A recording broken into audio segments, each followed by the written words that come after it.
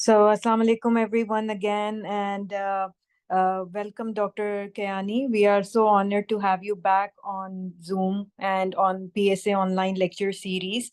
I think we can wait for, if you say so, we can wait for next 2 to 3 minutes before, so that you can start your talk, or otherwise, if you say so, I can give a small introduction of yours before you start your talk, whichever is suiting you right now. Yes, Assalamu alaikum. At the end, I'm now ready. My setup is complete at my end. So you can start off with the initial introductory phase, so you can go with that. All right. Thank you so much, Dr. Kayani, for coming online. I just want to give a brief introduction of Dr. Asif Kayani, who does not need any introduction from us, but for the newcomers who haven't joined the PSA online lecture series previously. So Dr. Asif Kayani is the consultant anesthesiologist and pain physician currently working at Bahria International Hospital, Rawalpindi. He's also a supervisor at FCPS for pain medicine, also a member of pain medicine committee at CPSP, and the patron of STSP, which is the Society for the Treatment and Study of Pain, Pakistan chapter, Pakistan. And he has been a regular speaker at national conferences of pain as well as anesthesia, and also a faculty member of PSA online lecture series. So this is the second time we are welcoming him. So Dr. Asif Kayani, please welcome, and you can start your talk now. Thank you so very much for joining us today and giving your talk.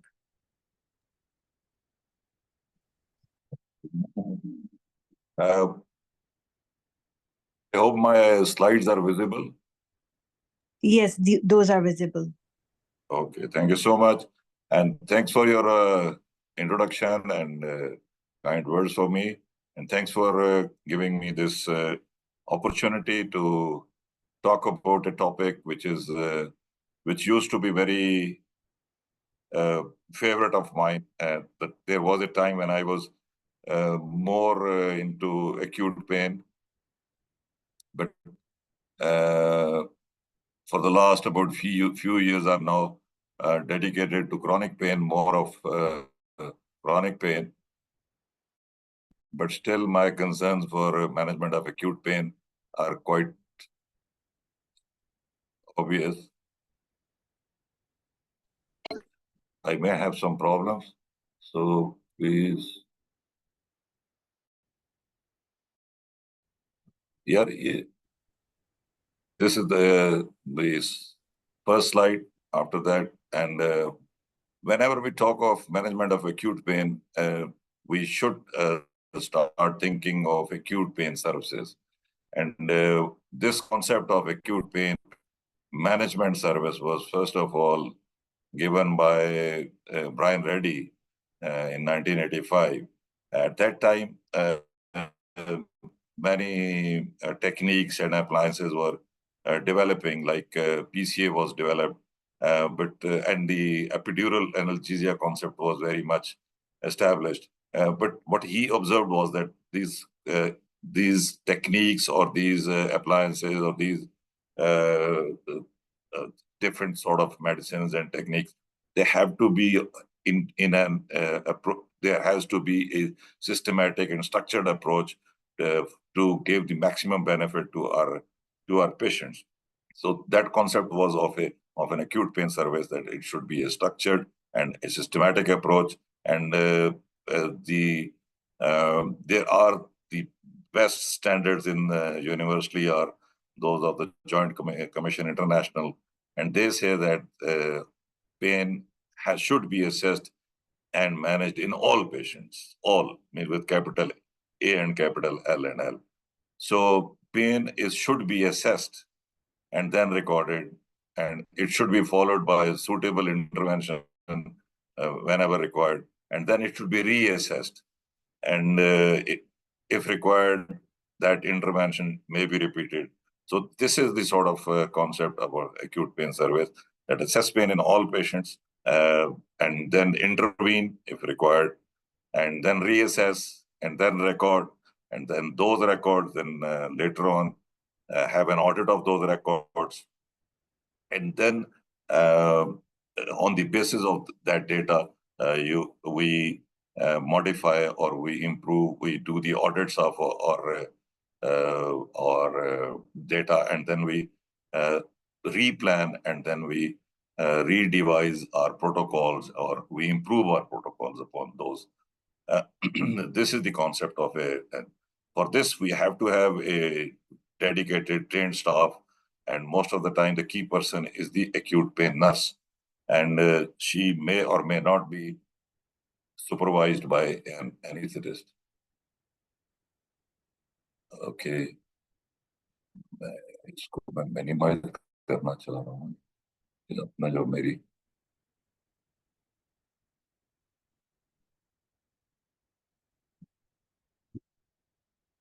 So, as we know that pain is an unpleasant sensory and emotional experience, we can complete the whole definition of pain as given by International Association of Study of Pain.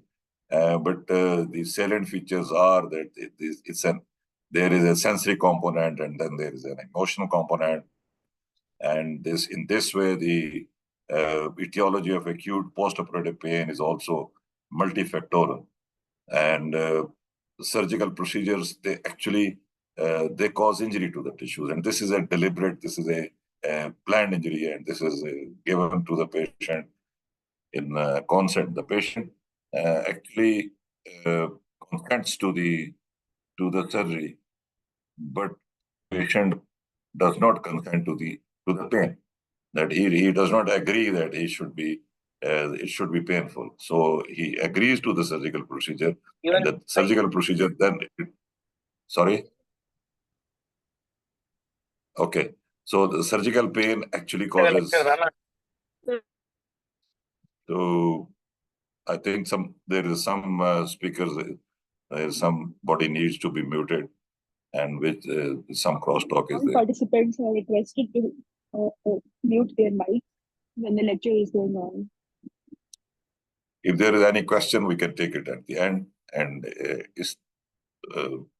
we just let it be just a presentation, and then we can take some questions at the end also.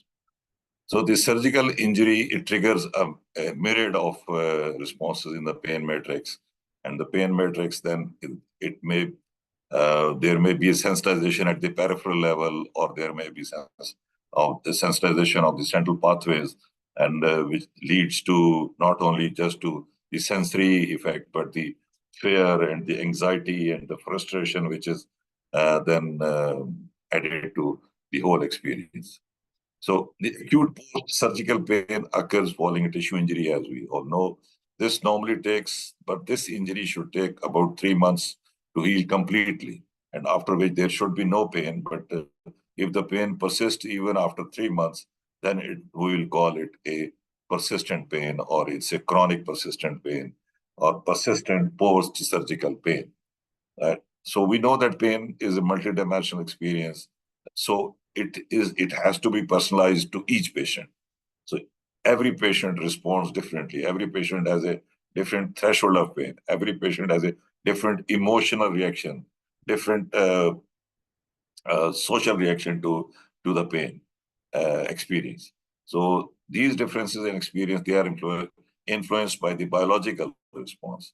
That the body makeup is like this, the psychological state and the traits of the genetics of that patient, they play an important role. And similarly, the social context, which social strata the patient actually belongs to. So all these factors, they are important in considering the management or the assessment of pain. So although pain decreases over the first few days after surgery in majority of the patient, that we know very well, but some patients, they experience a static or ascending trajectory in pain, and the analgesic requirements they stay or they may be enhanced. The prevention and alleviation of postoperative pain are the core responsibilities for healthcare professionals. So we should be ready to take this responsibility actively, and we have to take care of all those people.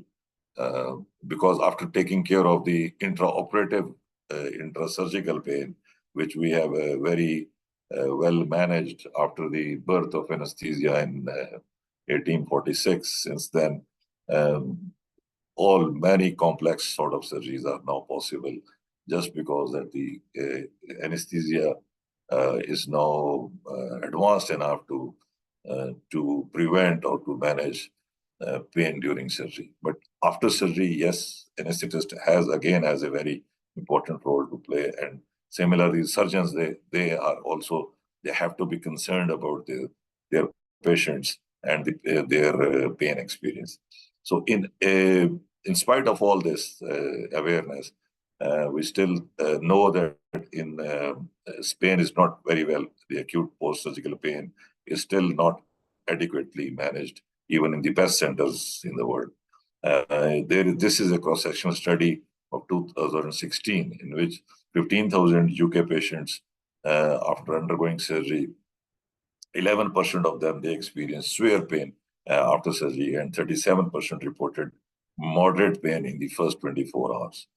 So the peri-operative quality improvement program of the 2017 and 18, their annual report says that the included data from 79 hospitals across the UK, and it highlighted that 48 and 19% of patients reported moderate or severe pain respectively. That means 48 reported moderate pain and 19% they reported severe pain at the surgical site within 24 hours of surgery. And these data were replicated in the most recent 2018 or 2019 publication about this, the audit of this. These data are not confined to the UK. A German prospective cohort study of 50,523 patients reported that up to 47.2% of the patients experienced severe pain, numerical rating score at least 8 in the first 24 hours after surgery. However, this varied depending on the type of surgery performed. So if this is the state of affairs in the European centers, we can just imagine that what would be the magnitude of the problem in our part of the world. This is despite inpatient pain services, because these centers, they have well-established acute pain services or inpatient pain services, and improvements in the awareness and management options available for post-operative pain. Recent data show little change from those reported in 1990 by the joint working party of the Royal College of Surgeons and College of Anesthetists in a document entitled Pain After Surgery.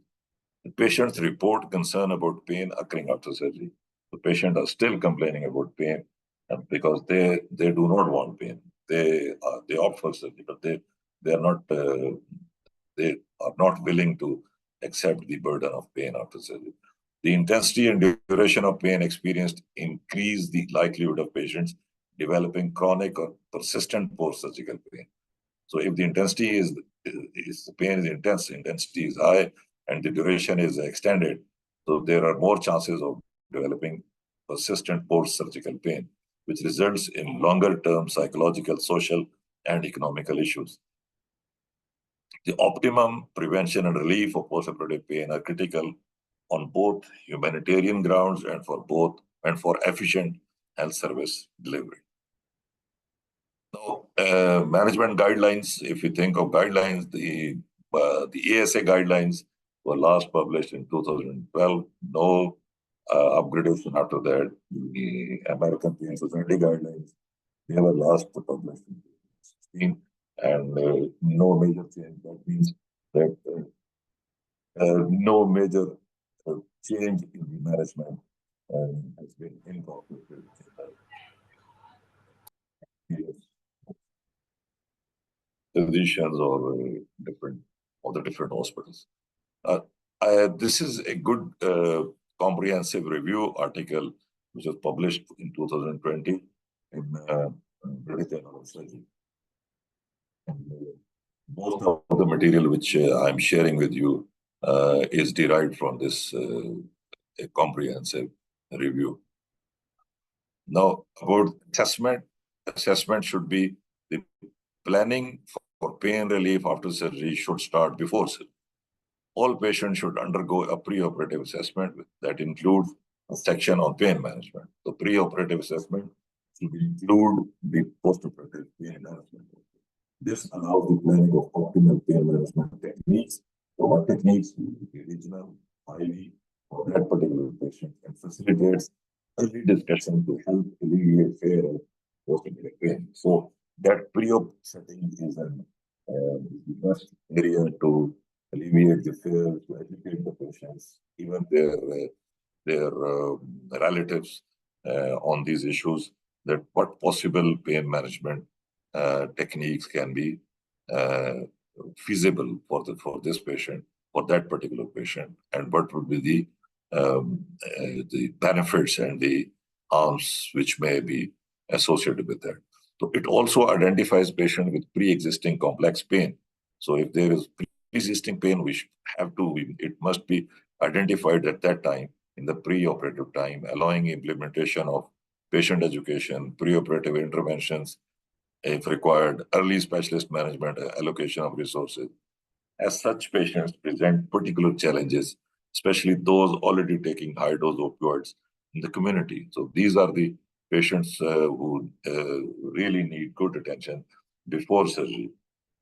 And it also enables forward planning for patients with coexisting morbidities, comorbidity with existing comorbidities who may be unsuitable for traditional pharmacological approaches owing to an increased risk of side effects. The discussion of postoperative pain management at preoperative assessment to optimize patient satisfaction and reduce side effects is important. Uh, Common phenotypes and conditions predict poor postoperative pain control and increased opioid intake, including younger age, female sex, smoking, depression, anxiety, sleep disorders, negative effectivity, preoperative pain, use of preoperative analgesia, and surgical factors, including types of surgery, major emergency or abdominal, and its duration. So many of these factors are also associated with the development of persistent post-surgical pain. Now, assessing pain, while assessing pain, we have unidimensional pain scales, which we are familiar with. Commonly, we use these scales, which include the verbal visual analog scale, the verbal rating scale, numerical rating scale. They are valid, reliable, and appropriate for use in monitoring postoperative pain in patients who are able to self-report. These are the patients self-reporting. They can tell that, yes, this is the level of it. We educate those patients and then we ask them postoperatively that where does your pain lie? And if the 0 is the no pain and 10 is the worst possible pain ever, so where does your pain lie?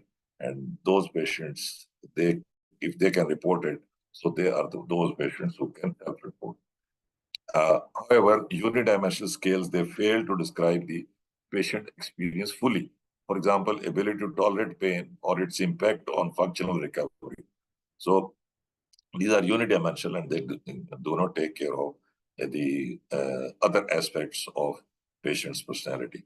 The postoperative pain is often not isolated to the surgical site, but it includes other locations as a sore throat, falling tracheal intubation, or at injection sites.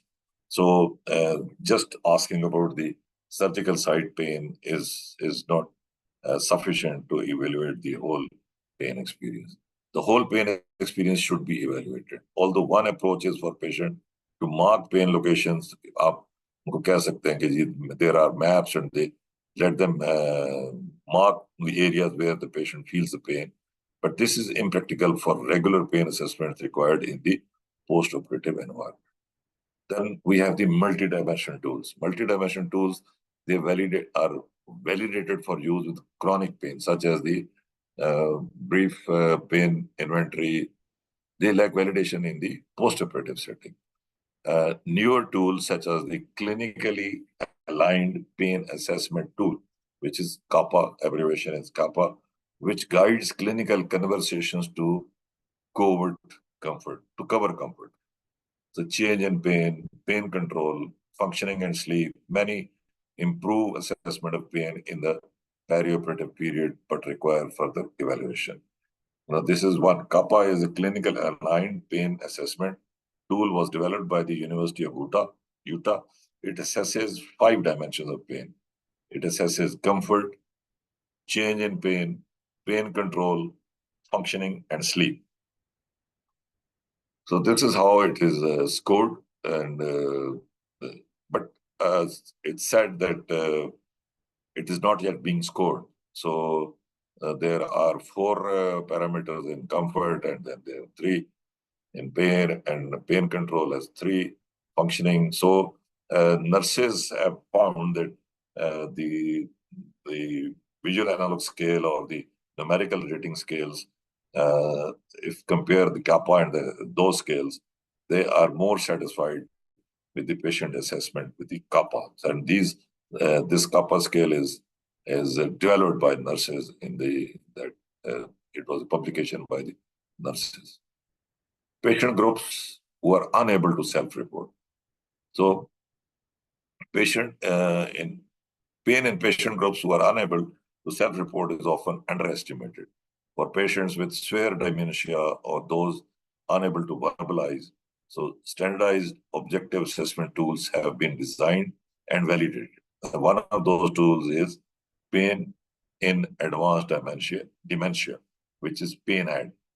And another is Dolopus 2 tools. They are recommended for individuals with severe cognitive impairment and critical care pain observation tools. So I'll focus on PANAD and CPOT, or behavioral pain scale, BPS, for patients unable to verbalize in critical care.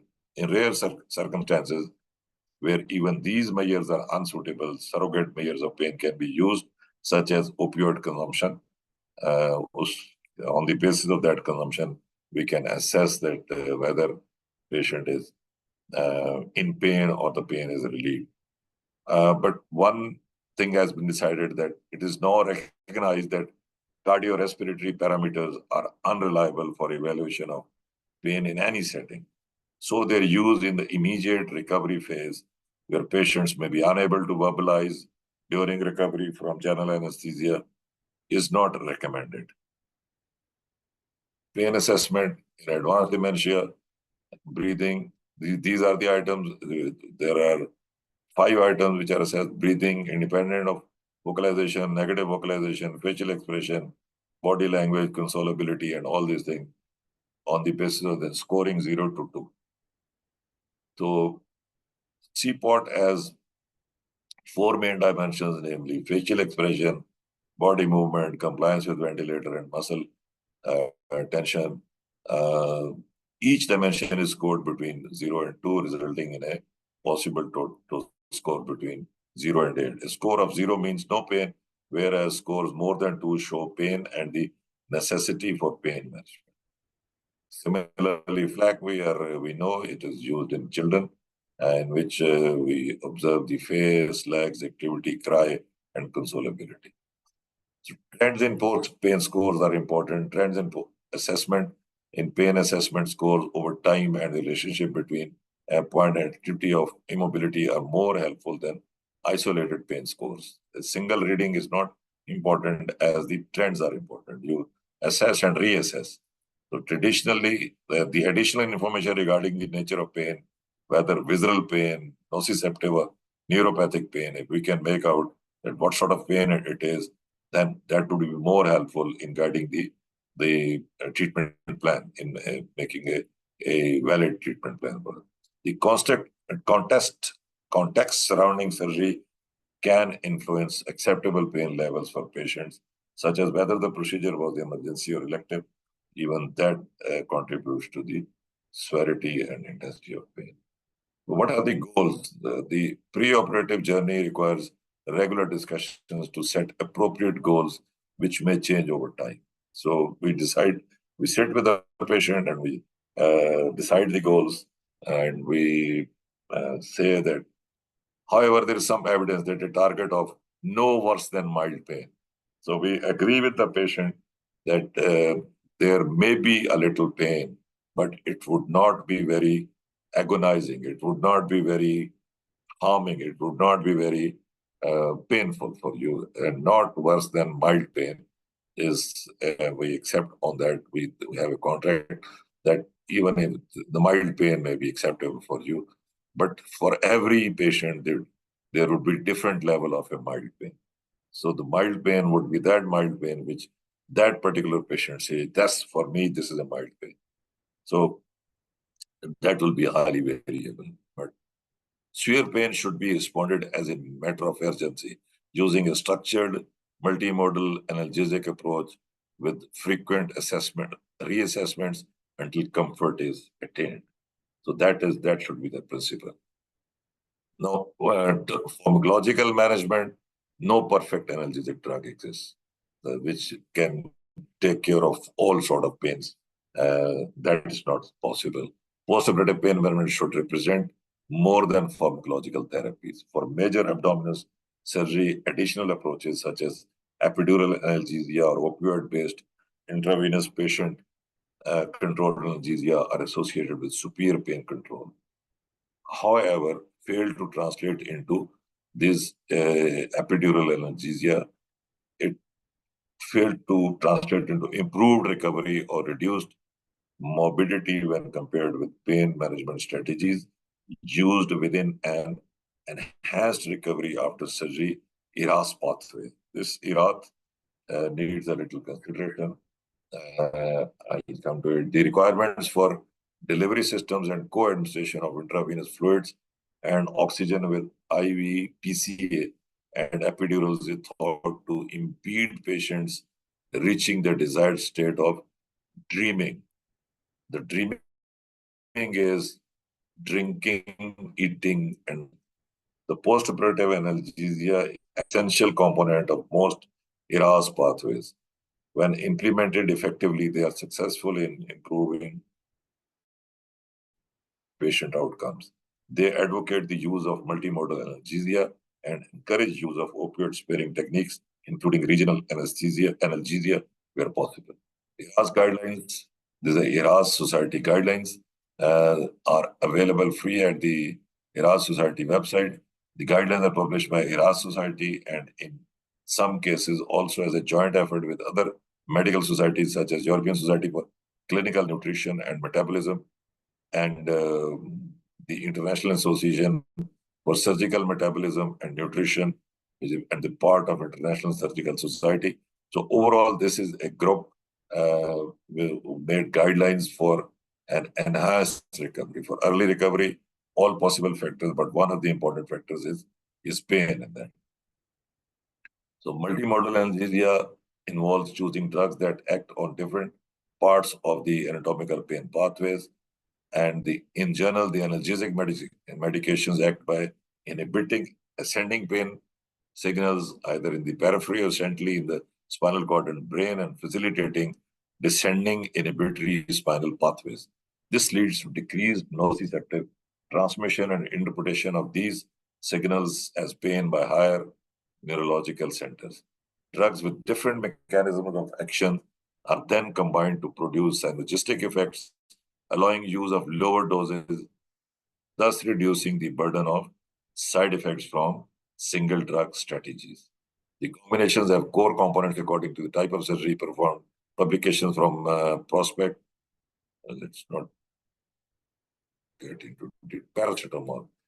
So paracetamol is we start with this inclusion of paracetamol in multimodal analgesic strategies produces the opioid sparing effects. A statistically significant reduction in mean cumulative 24-hour morphine consumption is observed with paracetamol compared with placebo after major surgery. So when given prophylactically, intravenous paracetamol is associated with reduced postoperative nausea and vomiting, postulated to be due to superior pain control. A significant concern regarding paracetamol use relates to the development of hepatotoxicity. However, current data suggests this is unlikely to develop at the therapeutic doses. Therefore, the inclusion of paracetamol as part of a multimodal strategy is likely to be useful in improving pain relief and reducing doses of other analgesic medications. Non-steroidal anti-inflammatories are endorsed by ERAS Society for use as part of a multimodal analgesic strategy. NSAIDs are reported to reduce intravenous PCA morphine consumption after major surgery. Concerns remain regarding the risks of complication, including acute kidney injury and anastomotic leak. Two observational studies explore NSAID-associated postoperative complications. The first study considers 1,503 patients undergoing elective or emergency gastrointestinal resection and reported a risk-adjusted reduced incidence of postoperative complications following NSAID use. So the rest is statistics. The second observational cohort study of 9,264 patients undergoing elective or emergency gastrointestinal surgery reported the use of NSAIDs was not associated with the major complication, acute kidney injury, or postoperative bleeding after propensity score matching and adjusting for confounding factors. Despite risk adjustment, these data are limited by selection bias in that NSAIDs are more likely to be administered to the healthier patient.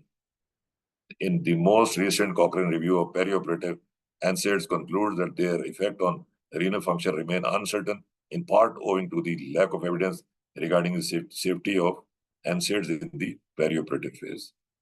So there continues to be inconclusive evidence regarding anastomotic leak.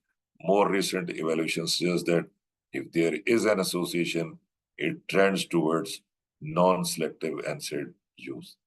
Guidance continues to recommend consideration on an individual patient basis as additional side effects need to be evaluated, such as increased risk of thromboembolic events, gastrointestinal bleeding, and worsening of cardiac failure.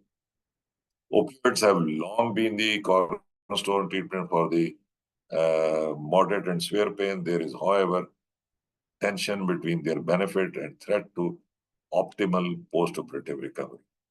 In the immediate postoperative phase, opioid-related adverse events were reported in 10% of a surgical cohort of 135,379 patients and were more common in older men with higher ASA fitness grades, those with multiple comorbidities, and patients with a history of alcohol or drug abuse.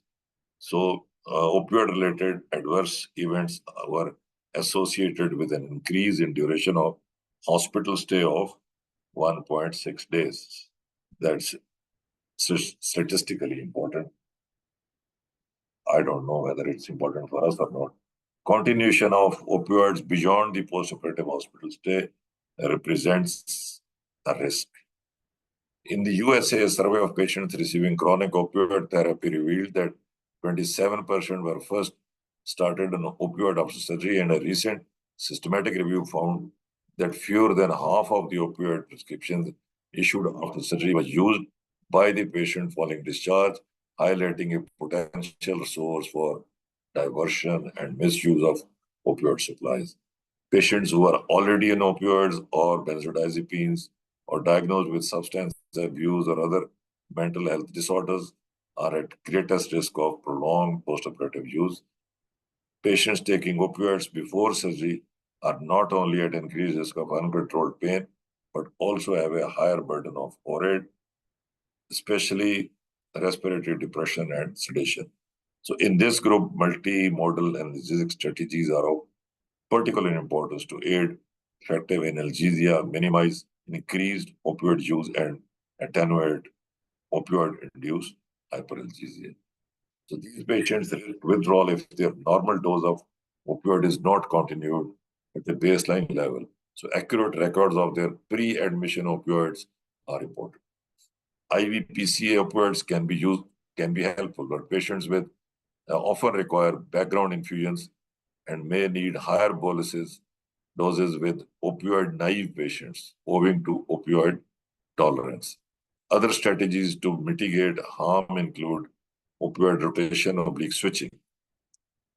We can change opioids, switch opioid, one type of opioid, maybe switched with another type of opioid, just to reduce the possibility of this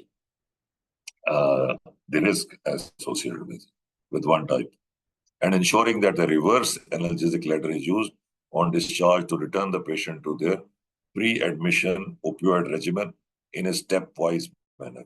So that sort of reverse analgesic letter means that some weaning off process should be there, in which if patient is on a higher dose of opioid, so the dose may be reduced, or totally opioid may be totally abstained, and we may give some other NSAID or some other treatment for that.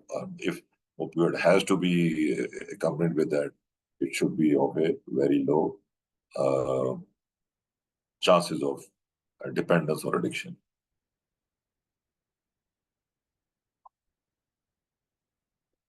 So a Cochrane review of perioperative ketamine used for acute postoperative pain in predominantly small trials, mostly containing fewer than 50 patients, found that its use was associated with decreased postoperative morphine consumption at 24 and 48 hours, along with decreased pain intensity. The benefits are thought to be somewhat offset by the dose-dependent adverse effects, including hypersalivation, nausea and vomiting, and psychomimetic effects such as vivid dreams, blurred vision, hallucinations, nightmares, and delirium. There was a non-clinically significant reduction in nausea and vomiting, a little difference compared with controls in terms of central nervous system side effects. Ketamine is also thought to reduce the likelihood of transition to persistent post-surgical pain. So that means the acute pain proceeding here getting converted to the chronic pain. Currently, it is not recommended as a routine part of most ERA's post-operative pain strategy. However, its inclusion in a multimodal strategy may be effective in patients with escalating opioid requirements. Gabapentinoids are effective analgesics in most inflammatory and postoperative pain animal models, but their effect in human models appears variable. Gabapentinoids acting on ascending and descending pathways, influencing both the nociceptive and effective components of pain, most commonly used to manage chronic neuropathic pain. Their use in the perioperative phase rose to prominence following interest in their preemptive use to prevent persistent post-surgical pain. Synthesis of small trials suggested that they may be protective against the development of PPSP. Evidence regarding the incidence of acute neuropathic postoperative pain and pharmacological management is scarce. Use of gabapentinoid in these circumstances appears sensible based on chronic pain data. That means if we have evidence of neuropathic pain post-surgically, there is some nerve injuries involved. In that case, using gabapentinoids like pregabalin or gabapentin, that is a sensible idea. A systematic review published in 2007 reported that gabapentin and pregabalin reduced opioid consumption in the early postoperative period, leading to an inclusion in strategy to manage generalized postoperative pain. Subsequent studies have focused on either perioperative gabapentin or pregabalin use for postoperative pain after specific surgical procedures. Evidence also varies based on whether these drugs are given before or after operation, making decisions regarding their use difficult. Although gabapentin and pregabalin are recommended in the clinical practice guidelines of the American Pain Society for use as part of multimodal strategy for postoperative pain, systematic reviews and meta-analysis for each drug found that their use was associated with minimal opioid sparing effects and an increased risk of adverse effects. There are growing concerns about their associated risks, in particular abuse, community fatalities, and diversion. So in April 2019, they were categorized as Class C drugs in the UK, and caution should be employed in their use, particularly in patients with pre-existing drug abuse. And a Class C drug, the Class C drugs are a category of controlled drugs under the UK Misuse of Drug Act 1971 that are seen to be the least harmful of substances to people, but still attract long prison sentences if found guilty in court, even for possession. UK इसको रखने में भी jail में डाल देंगे. Alpha 2 agonist. The alpha 2 receptor agonist clonidine and dexmedetomidine can be administered orally. Clonidine can be given orally or intravenously, intrathecally, paraneurally, or via a transdermal patch and have been used both during and after operation. Although they are associated with reduced opioid use and duration of nerve blocks, their benefit is offset by sedation and hypotension. In view of the hemodynamic effects, postoperative alpha-2 agonist infusion would necessitate admission to a high dependency area in most UK centers. Magnesium, there is a level 1 evidence that intravenous magnesium as an adjunct to morphine analgesia has an opioid sparing effect and reduces pain scores. The studies included in this systematic review and meta-analysis used bolus doses, mostly 30 to 50 milligrams per kilogram, alongside an intraoperative lower dose or short postoperative infusions of magnesium up to 48 hours after surgery. In addition, two small RCTs suggested that intravenous magnesium extends the duration of sensory block with spinal anesthesia and reduces subsequent postoperative pain and opioid requirement. So intravenous lidocaine recovery outcomes within the dreaming paradigm have been examined in the recent Cochrane review of continuous intravenous perioperative lidocaine infusion for postoperative pain and recovery in adults. The authors concluded that there was insufficient evidence to demonstrate improvement in postoperative pain or resolution of ileus, nausea, vomiting, or side effects compared with placebo. Usual care of thoracic epidural anesthesia. The current ERAS guidelines for elective colorectal surgery include perioperative lidocaine infusion. However, these guidelines are based on the previous, now superseded Cochrane review, which inferred more benefit from intravenous lidocaine. There is currently uncertainty regarding the use of intravenous lidocaine to aid postoperative analgesia. There are a number of studies ongoing and publications that may change this conclusion. Conclusions are awaited. Other agents has been recent interest in the use of cannabis-based drugs in acute as well as chronic pain management. Conclusions by the most recent systematic review and meta-analysis are quantitative and qualitative review of the literature suggests that the analgesic dose of perioperative cannabinoid compounds is limited, with no clinically important benefit detected when cannabinoids are added to traditional systemic analgesics compared with traditional systemic analgesics alone. Notably, there appears to be a signal towards increased postoperative pain and hypotension associated with the addition of perioperative cannabinoids to traditional systemic analgesics. These results do not support the routine use of cannabinoids to manage acute postoperative pain at the present time. Regional anesthesia, I think I will have to go quickly. The topics: epidural, intrathecal, peripheral, trunk blocks, paravertebral blocks, and wound infiltration. These are the options. The continuous central neuraxial block or epidural has many benefits across a range of surgical procedures. There is a level 1 evidence for improved analgesia at rest and reduced incidence of ileus pulmonary complications, surgical stress response, negative nitrogen balance, and other analgesic requirements. Most epidural formulations include a local anesthetic infusion. Commonly used adjuncts are opiates, including morphine, buprenorphine, diamorphine, hydromorphone, tramadol, and fentanyl. The former called respiratory depression.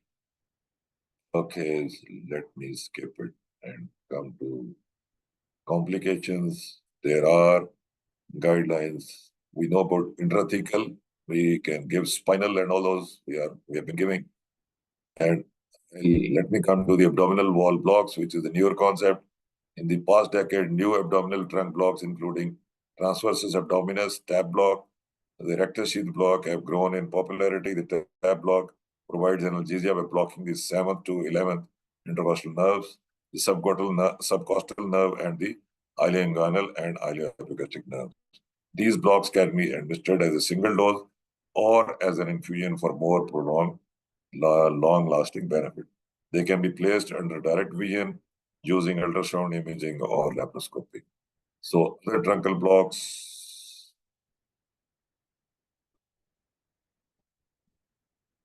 So non-pharmacological techniques, interventions, non-pharmacological interventions to aid the post-operative pain can be throughout. These are often cheap and easy to implement. Pre-operative strategies include patient education and psychological interventions, cognitive behavioral therapy, distraction techniques, music, and all that. And one of our teachers, he was good at hypnosis also. So you can add hypnosis, whatever you want. So these are all non-pharmacological.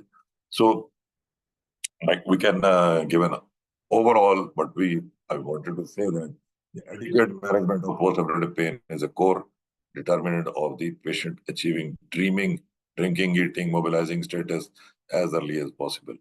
So each of the biological, psychological, and social dimensions of the pain experience should be considered and understood in order to provide optimum pain management in the post-operative setting.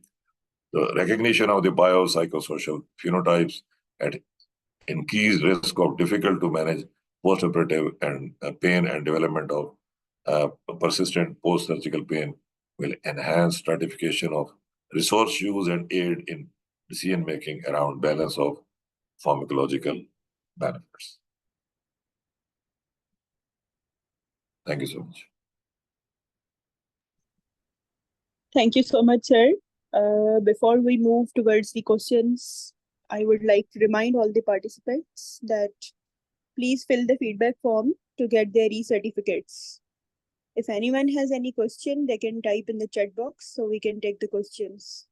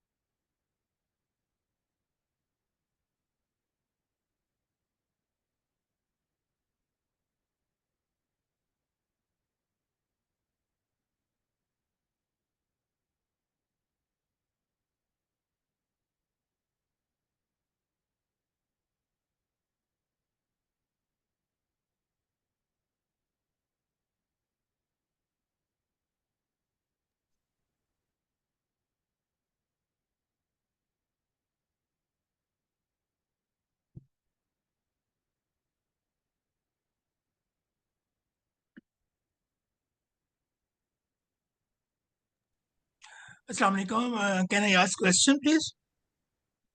Yes, you can. You can type the question in the chat box.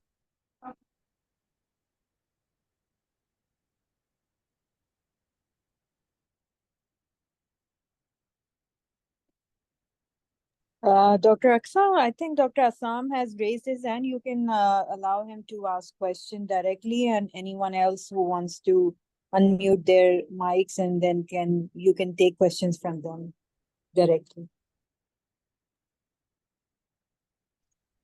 Yes, we can.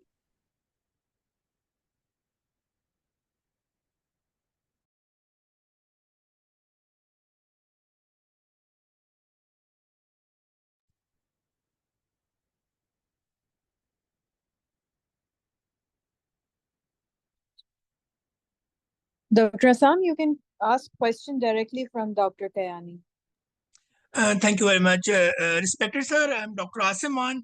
I'm working as a consultant pain physician in King Salman Medical City, Medina. Thank you very much for a very nice, informative and comprehensive talk on acute post-surgical pain. One of the very interesting saying that prevention is always better than cure. So my question is that there is any role of preemptive analgesia in the treatment or in controlling of acute post-surgical pain? Thank you very much, sir. Thank you so much, Asim. It is very nice to hear from you after a very long time. अब तो बाहर जाके तो गायब ही हो गए, रबता ही ना रहा. तो it's good to hear from you. अच्छा, उसमें बट जो डिस्कशन थी ना, तो इसमें आप ये समझेंगे once we start Sorry with to interrupt you, sir. Sir, we have audience from other countries like Okay, okay, Nigeria. okay. Well, they don't understand that Urdu, that so I that was was just a requesting. personal note, so I'll answer the question in English. So the in the presentation, when we started management, it started in the pre-operative, in the pre-anesthetic assessment. That during the pre-anesthetic assessment, the assessment for pain was included. So that was, in fact, that meant that it had the preemptive analgesia had to be planned at that time. So I did not discuss it in a separate topic, but all these medicines, they in some way, or if not all, some of them can be used as preemptive analgesia also. So preemptive analgesia concept is still valid. It is not invalid. We can use some medicine, or the best thing what we do when we give the blocks, if we giving some epidural or this spinal or some otherwise block for regional block. So that is one of the best anesthesia preemption. That means no pain before even giving an incision. So that is, I think, the best approach. But some of the medicines, we do give some analgesics in the during our induction phase. Some analgesics are also given. Usually we do combine nalbuphine or buprenorphine. Depends upon the hospital's protocol. Buprenorphine or so. We do give some analgesics before the incision. So any analgesic methodology, any analgesic procedure which is incorporated before giving an incision is a preemptive analgesia. So we plan all sort of preemptive, intraoperative, postoperative analgesia before surgery. So the part of our anesthetic plan includes preemptive and intraoperative and postoperative analgesia. I hope that answers your question. Thank you very much, sir. Assalamu alaikum, sir. Can I ask a question? I'm Dr. Sarah Sadaf from Sheikh Zayed Hospital, Rahim Khan. So can I ask a question? Sure, ma'am. Sir, I need to ask that what's your opinion regarding use of neostigmine and dexmedetomidine in intrathecal for post-op for the post-op pain management? I have no experience with the neostigmine, but about DEX, I included in this presentation what are the opinion of international opinion and the research studies and the results, because DEX is associated with sedation, and that is actually the limiting factor. Otherwise, for postoperative pain, it may be very good. It may have very good analgesic profile. But what actually limits its use is the sedation and I think hypotension also. Personally, I do not have any experience with DEX because as I said that for the last about 7 years, I'm just a chronic pain doctor, not giving any anesthesia or acute pain. Okay, sir. Thank you.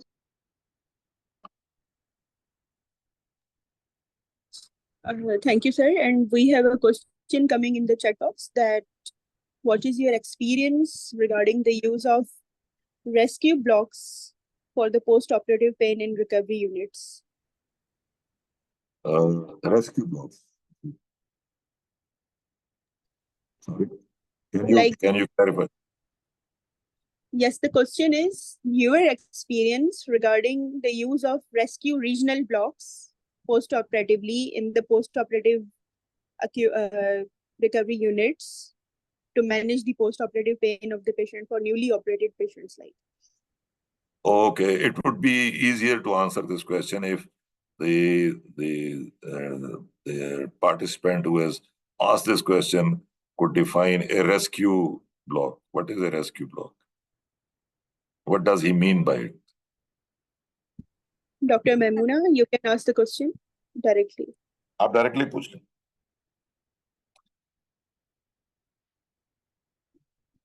What would you Assalamu mean alaikum, by sir.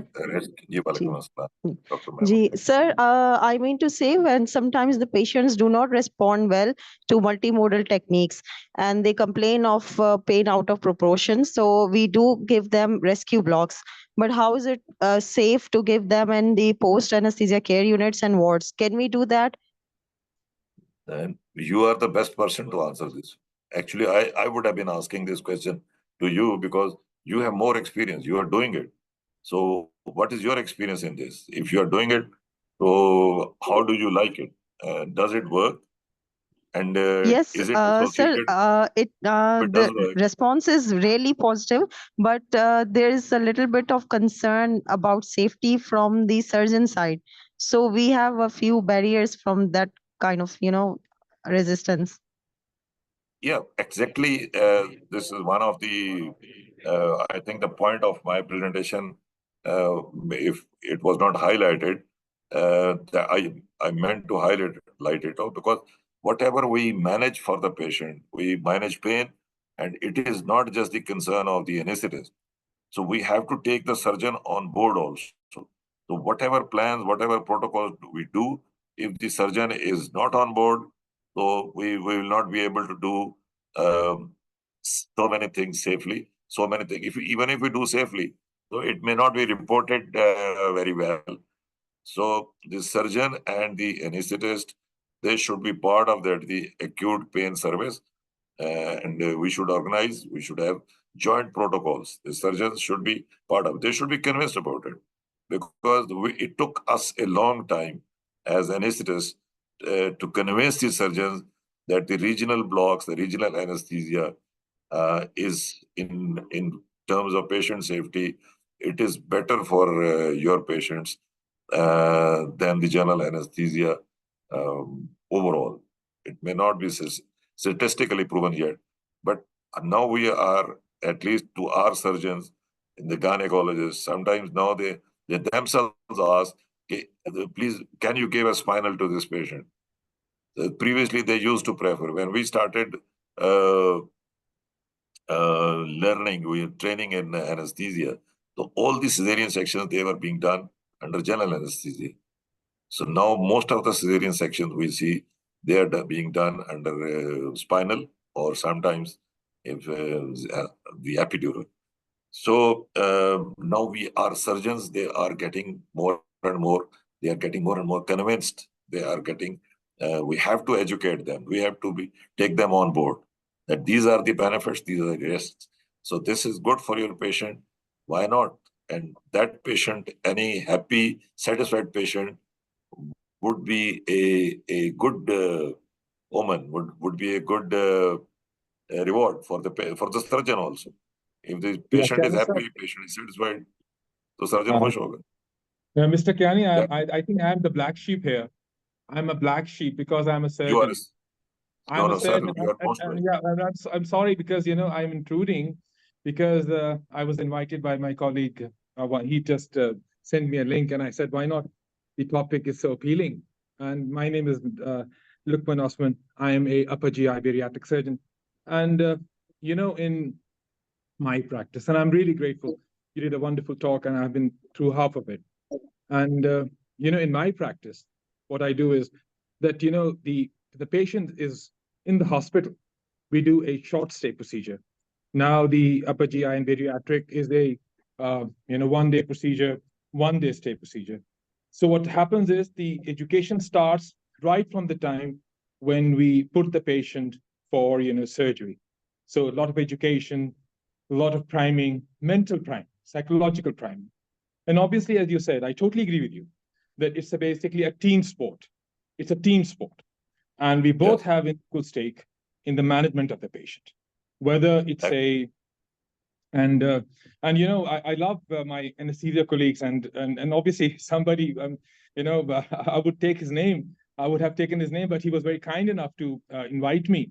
I really, you know, I believe that anesthesia and surgeons go together, and that's how we get better in our delivery of care. And but it starts with education, and ERAS and also is all about education. It's about prehabilitation. Once you prehabilitate the patient, give him good education, good ideas about the surgery, how the journey would be. We all know the minimally invasive surgery and the robotic surgery have done a huge benefit to the patient, that no longer you see the same stress response we used to see in open surgery, in the days of open surgery. Now it's normal. Patient gets the surgery, gets better, gets home. But what I would like to add is that I like to see my patient, when he is being wheeled out, to be given an extra dose of analgesia, so that once he wakes up or she wakes up, she shouldn't have that kind of a pain that would otherwise would have. And I totally agree with you about the taps. The taps are wonderful, and they do benefit the patient a lot, particularly when you're doing abdominal MIS or robotic, and it does benefit the patient. And it's very easy to give the tap. And I really welcome my colleagues, my anesthesia colleagues, they want to give. I welcome them. And if they let me do it, I would like to do it as well. So under vision, with the scope in, you can do it easily. So, so very kind of you. I'm very grateful that you brought this topic today, and I really enjoyed it. Thank you. Thank you so much. I totally agree with your point. Thank you. Tap is very Assalamu alaikum, sir. This is Dr. Zishan Hashmi. I am consultant anesthesia in Riyadh. Actually, I will be thankful to you. I'm thankful to you that you presented this very nice topic. I will just ask a few words related to opioid-free anesthesia. Unfortunately, it is not globally accepted yet, but actually it's the future. And the hurdle usually which we face all the time is the post-operative management of opioid-free anesthesia, as you mentioned, with reference to Presidex, with reference to so many medications, which unfortunately we don't have a thorough post-operative, perioperative care system in which we rely the other teams, as because these 2-3 topics are interrelated. ERAS service, perioperative medicine, and opioid-free anesthesia. I think this should be taught to all of our residents, because that will be the future. So are we doing anything towards introduction of opioid-free anesthesia as a cause, or as a you can say future perspective in our country, sir? Yeah, is this the question for me?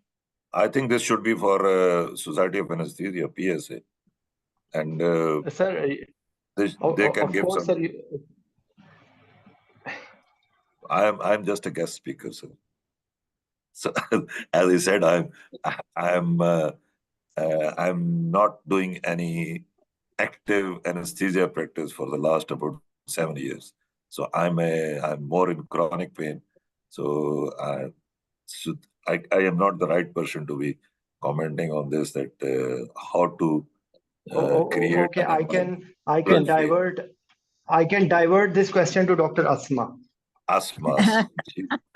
Thank you so much, Dr. Hashmi. Actually, Dr. Kayani, Dr. Hashmi has been practicing opioid-free anesthesia for quite a long time. And he actually delivered a lecture from the PSA online lecture series last year, probably, in which he had given all the benefits, pros and cons of using the opioid-free anesthesia. However, again, this is a disclaimer that, as Dr. Kayani has rightly said, that he's a pain physician mainly, and he is not practicing anesthesia to that extent that to answer your question, actually. So I think we can have an answer to that in another session or later on. in another topic. And I think we are also going short of time, so in the interest of letting all the questions, I would request Dr. Aksa to take one or two more questions, and then we can close the session. But before that, thank you so much, Dr. Lukman, that you also gave your point of view from the surgeon's perspective. We would definitely like to know that where do you work actually, that you have you that the anesthesiologist is a lucky one to have a good surgeon like I you. think Zishan is the person. Zishan is a catalyst. He is the one who put me on board today. And Dr. Zishan Hashmi has always been such a sport that I think absolutely. ever He's a since gem. He's a the gem. day. And Yes. yeah, he just shared, I was just sitting in my office and just he shared me this this link, and the topic seemed appealing. I said, why not jump on board and see how things are? And I really Yeah. enjoyed it. Very nice presentation. Thank you for joining us, and I'm really grateful to Dr. Zishan Hashmi as well, because I already had given this disclaimer many months ago that most of the participants who had joined this forum was because Dr. Zishan Hashmi had put in his effort along with us. So thank you so much, Dr. Yeah. Aksa. Do we have more question in the chat box, so that because in the interest of time we'll have to close the session. So. Yes, we can take question. There is a question coming in regarding the role of steroids in the immediate post-operative settings. Sir, can we have a short, brief answer to this? This question is regarding pain, post-operative pain. Is it like? The question is regarding the role of steroids regarding for the post-operative pain management in the acute post-operative pain after surgery. Is there any steroid, any benefit?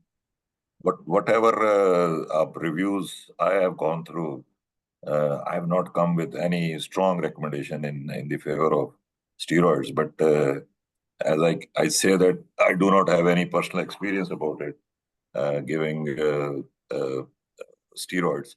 But what I remember is that during induction phase, we do give dexamethasone, and that is, to my perception, that is just to reduce the post-operative nausea, vomiting.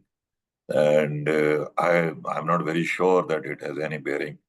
Maybe Dr. Asma is in a position to answer this question. Or Thank you. Dr. Kayani has rightly mentioned that the literature does not support the use of post-operative steroid in acute post-operative surgical patients, especially those who have undergone abdominal surgeries or the pelvic surgeries.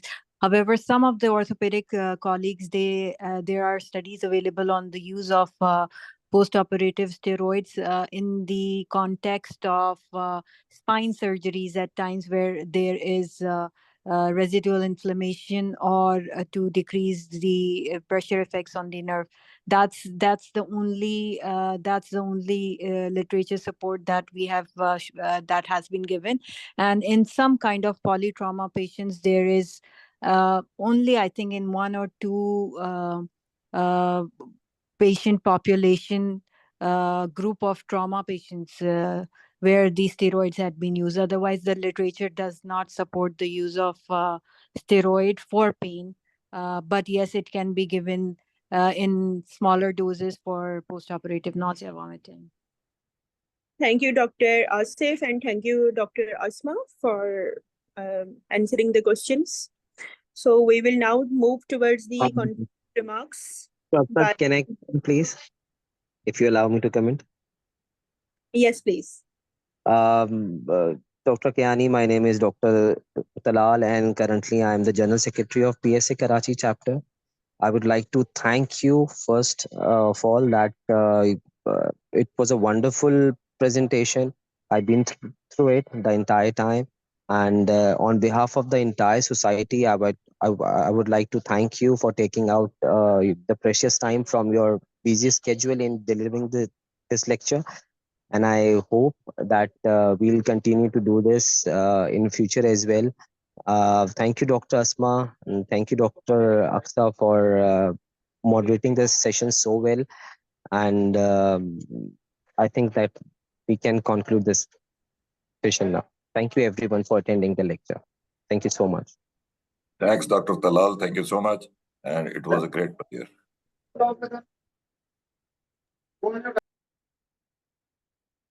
Thank you, everyone. We are concluding the session. I hope that everyone has got the feedback form. Kindly fill in the feedback form so that the e-certificates can be sent to you. And we are really grateful to each and every one of you who attends the lecture on regular basis. Hope to see you in, next time in the Dr. Amjad Ali's lecture. Thank you so much.